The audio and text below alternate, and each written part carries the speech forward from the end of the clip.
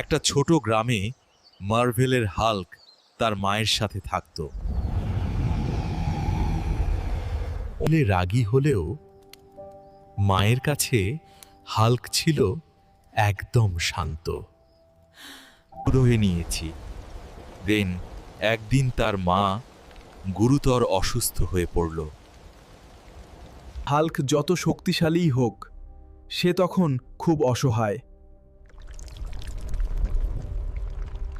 লোকেরা বলল, এ দানব কিছুই করতে পারবে না।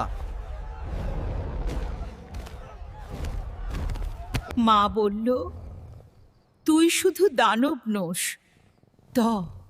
তুই আমার ছেলে। হাল্ক তার শক্তি রাগে নয়, কাজে লাগাল।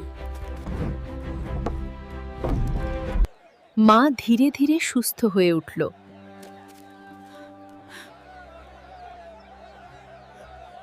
হাল্ক বুঝে গেল, আসল শক্তি ধ্বংসে নয়, ভালোবাসায়।